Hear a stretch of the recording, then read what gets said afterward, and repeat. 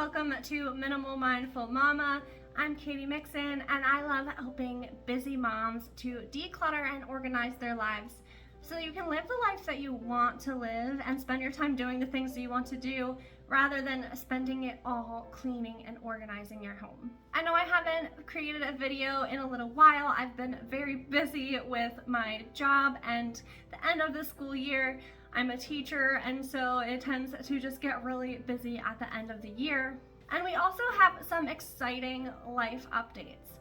So we found out recently that we are having a fourth baby, which was a pretty big surprise. And it was so fun to be able to share that news with our daughters.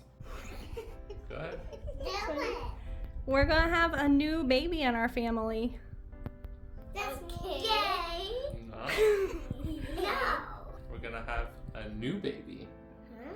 A new little baby. Aww. I also was personally extremely surprised to find out that we are going to be welcoming a baby brother to our family.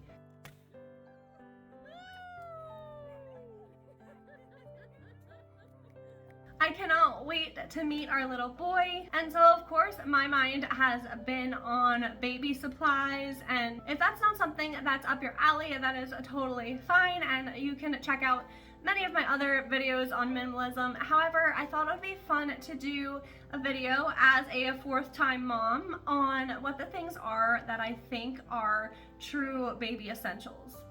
As a minimalist and as someone who's trying to be mindful not only of the environment and sustainability, but also of my budget, many of the baby must-have type of lists or videos that you can find online tend to be put out by either baby registry sites or baby stores who are trying to sell you as much product as they possibly can. And so I find that as a mom who's done this before, that many of the things that they say are essential or necessary are really not must-haves. Of course, they stand to benefit by selling that to you. So I thought that I would do my own video that kind of takes a different approach and talk through what the things are that I think are absolutely necessary, and then some of the things that would be nice to have, as well as the things that you can really put off and purchase later. So let's start with the things that are absolute necessities. So first on the list is diapers and wipes. Whether you plan to cloth diaper or use disposables, you are going to need some form of a diapering system. When I cloth diapered with my girls, I personally loved the all-in-one Bum Genius Freestyle cloth diapers because they were just really easy to put on. I also found that they didn't leak nearly as much as disposable diapers, so I never had issues with blowouts like I did when I tried using the disposables. I also used cloth wipes, and I would just toss them into a basket or bin, and then at the end of each day I would wash the ones that we had used. This enabled me to keep my cloth diaper stash extremely minimal. I'm sure you've seen, if you're in the cloth diapering world, people's large beautiful stashes. I was not able to have the budget for that, and so I think I had a total of about 7 cloth diapers, and that worked just fine for me as long as I washed them each day. This of course would be a little bit more difficult if you're a working mom. And so just keep in mind that you need to do this to suit your lifestyle and how often you're realistically going to be able to do laundry. The second thing that you're going to absolutely need is a car seat to bring a baby home in. I think that this one is pretty straightforward. There's a lot of car seat options out there, and you can definitely research those and determine what will work best for you. Third absolute necessity is clothing for your baby. You don't need much. Babies grow really quickly. So if you purchase some newborn size clothing, they're probably gonna have outgrown it in just a few weeks or months. So you don't need to go too overboard on this. Personally, I recommend getting zip-up footy pajamas. Those are the best. You don't want to be messing with the snaps at 2:30 in the morning, as well as top and bottom sets, like a shirt and pants. Everyone loves the onesies, which are great for when they're older. However, when they're newborns and their cord is healing, you're going to want to let it get some air And so having the shirt and pant sets, especially in the newborn sizes, are going to be really important. Also, keep in mind that a lot of baby clothes you can get secondhand as hand-me-downs or at a secondhand shop, or if you have a local clothing swap in your area. Baby clothes is pretty easy to come by in pretty good condition since it is only worn for such a short period of time. And so don't get too stressed about purchasing a lot of baby clothes. Look into your options and give it some time and then see what you can come up with. The fourth thing that you need for your baby is a place for your baby to sleep. Now, whether this is a co-sleeper or a bassinet or a crib, the baby's gonna need to sleep somewhere. It's not safe for babies to sleep in their car seats. And so having some designated area for your baby to sleep is going to be important. This, of course, will depend on the size of your home and the space that you have available and your personal preference as well. So there's a lot of options out there. Don't get too overwhelmed. Just try to figure out what will work for you. And the fifth thing that you absolutely need to have for your baby is a way to feed your baby. So if you're breastfeeding, then you're going to need supplies for that. If you're intending to go back to work, you'll probably need bottles and a breast pump as well. You can usually get these covered by insurance depending on how that looks for you. And of course, if you're not planning to breastfeed and you're going to be doing formula, then you'll need to have some of that as well. Moving on to the things that you can always purchase later if you decide that you need or want them. So first on the list is a diaper rash cream. Again, depending on if you cloth diaper or use disposables will determine what kind or how necessary this is. But it's not something that you necessarily need to feel pressured to have in stock in your home immediately when the baby comes. It's something that you can pick up later as needed. The next two things are pacifiers or swaddles. Some babies like to be completely swaddled and others don't enjoy that as much and like to have freedom for their arms. And some babies take pacifiers and some babies just don't enjoy them. I've had several of each. So those are things that you can meet your baby and determine what kinds of things your baby likes and then potentially purchase in the future if it's something that your baby enjoys. Another thing you can hold off on purchasing is a stroller. While it's nice to have, it's not a true necessity, especially if you plan on wearing your baby a lot. Personally, I found that it was a lot easier to get out of the car and put my baby into the carrier or to wear my baby than it was to get out the car seat and get out the stroller and load the baby up. That just seemed like a lot more work to me than just wearing the baby while I walk through the store. So it depends on your personal preference, but if you're on a budget, this is definitely something that I think that you can wait a few months after the baby comes to purchase. Another thing that you can definitely wait on is a Highchair and baby food making supplies.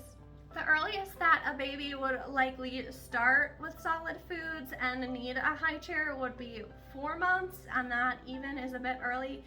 So definitely don't need that immediately when your baby comes. And depending on your child and how you're feeling at that point of your baby's life, you probably don't need all the fun accessories for baby food making. I know there's some really cool kitchen gadgets out there, but you can generally use just a normal kitchen blender or kitchen tools that you probably already have to make your baby's food. You can also wait on purchasing toys and books for your baby. When your baby's first born, they're not really going to do much with that, and so if you wait a few months, it will be totally okay. This is also something that a lot of people tend to gift, as well as being really easy to find secondhand. So it might actually be to your benefit to wait a few months until your baby's old enough to enjoy these things and then find or purchase them. My final category is things that are nice to have for your baby. So top of my list is a baby carrier or wrap. I loved wearing my babies. I've tried several different kinds of baby carriers, including the Ergo, the Moby wrap, and the baby Catan wrap. All of these had things that I loved about them. The baby Catan was really easy to put on and to use. It was also really small to like pack up into a diaper bag or something. The Moby I loved as well. It felt really secure. I could move around a lot. It was really nice to use, especially when they're small. But honestly, of the three, my top recommendation would be the Ergo, just because I could use it with them when they were infants, and then also as they were toddlers. Like, I used it all the way up till they were 2 or 3. So that one to me is just the most versatile and the one that I was able to get the longest use out of. And it's also the one that I held on to and actually still will have for this 4th baby, whereas the other ones I did pass on to friends. The second thing that would be nice to have is a baby bathtub. So I personally love the blooming bath. I think they're so fun, and it just provides a soft surface that you can kind of cradle your baby in a sink when they're little, or that they can sit on in the bathtub when they're a little bit bigger. It is not on my list of must-haves simply because, in my experience, I think that you could also use a towel to accomplish the same sort of thing. But if it's something that you're able to get, then I do recommend having one. When your baby's first born though, they'll probably mostly do sponge baths, and so again, this is not something that you need to have immediately when your baby is born. The next thing that I would consider a nice to have is a brush and comb for baby, or one of those little health and safety type of kits. I do think you could get by without them, because I think most of us probably have a comb that we could wash and use and just be very gentle. However, I do think it is helpful to have for when the baby's a little bit older, as well as the infant nail clippers. They're just a little bit easier to use on tiny fingers, especially if that's something that makes you nervous, as it definitely does for me. And the last thing that I think is nice to have, but definitely wouldn't consider a necessity, is a diaper bag. Honestly, you can stick a diaper and wipes in your purse if you carry a large purse.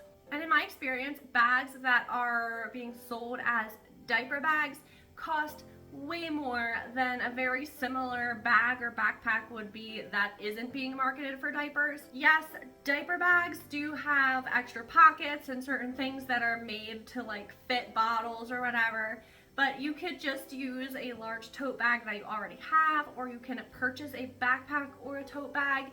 And you may even find that this is actually easier for you to use, as well as maybe more stylish looking. Going this route will also be probably about a quarter of the cost. As far as changing the baby, I personally had a changing table that I thrifted with my first 2 and used as their dresser as well. But then with my third, I just discovered it was easier to just put a cloth down and change them on the floor or on my bed. And so I ended up realizing that while it was nice to have, it wasn't exactly a necessity. And so just keep that in mind, that if you have some sort of waterproof blanket or pad, that is probably going to be what you use more than the actual changing table, unless that the changing table is something that you really want to have and are able to spring for. That is my list of baby essentials. I hope that this is helpful for you, especially if you're trying to sort through the overwhelm that is all of the things that you're told that you need to have when having a baby. A lot of it is actually much simpler than it seems, and really depends on your personal preference and your lifestyle. It was also really fun to share my little life updates with you guys. I hope that you'll stay tuned, as I do plan to be posting more videos this summer now that school will be out. And I'll have a lot more time to share more tips and fun videos with you. So be sure to like this video and subscribe to my channel so that you don't miss any of the great content that's going to be coming soon. Thank you so much for watching, and I'll see you very soon in the next video.